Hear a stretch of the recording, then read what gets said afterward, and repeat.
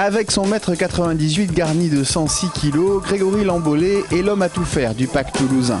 Seconde ligne léger ou troisième ligne coureur et puissant, depuis sa formation à Massy et son arrivée au stade en 2001, il a fait de la polyvalence son premier atout. En 9 saisons, il a disputé 23 matchs en moyenne chaque année et inscrit 21 essais. Aucun avant de cet effectif ne fait mieux. Mais depuis 2 saisons, la concurrence joue à plein et son temps de jeu a diminué.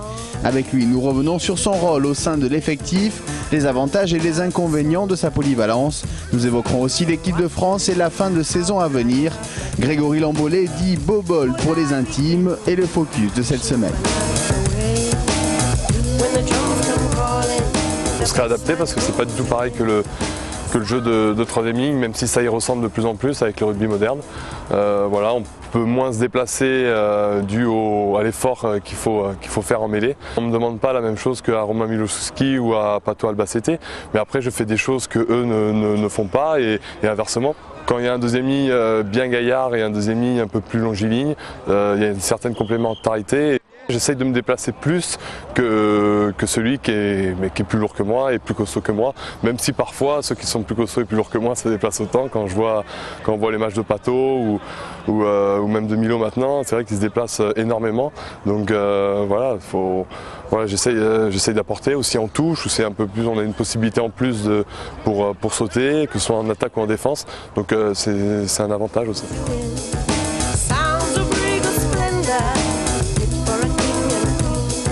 Il y a un turnover très fait quasiment à tous les matchs où voilà, on tourne vraiment pas mal durant toute la saison. Donc ça permet à chacun d'avoir du temps de jeu nécessaire pour montrer ses qualités.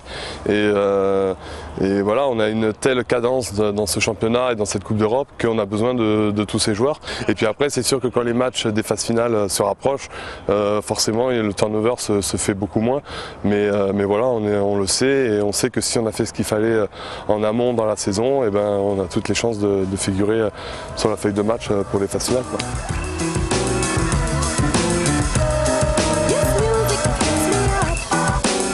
Mais pour l'instant, j'y pense pas du tout.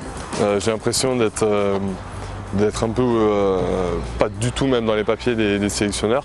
Ils avaient sorti une liste de 50 ou 60 et on en rigolait avec certains joueurs du stade qui n'étaient pas non plus sélectionnés, je ne citerai pas leur nom ici, mais qui ne faisaient pas aussi partie de cette liste des 50 ou 60, je ne me souviens plus. Donc on s'est dit là on est vraiment très très loin et donc voilà, il faudrait vraiment une hécatombe pour qu'on y retourne.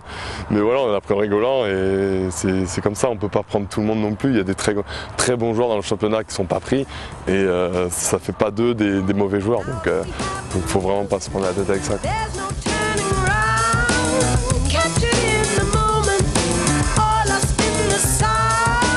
Si j'ai été pris sous l'air Laporte en équipe de France, c'est grâce justement à cette polyvalence. Il me l'a clairement dit, il m'a dit voilà, moi je te prends parce que tu peux jouer deuxième et troisième ligne. C'est sûr que tu fais un remplaçant idéal, tu seras rarement titulaire, mais déjà être en équipe de France en tant que remplaçant, c'est quelque chose de très fort. Et au Stade Toulousain, voilà, les entraîneurs et Guy me disent que c'est un très gros avantage aussi et qu'il faut le garder.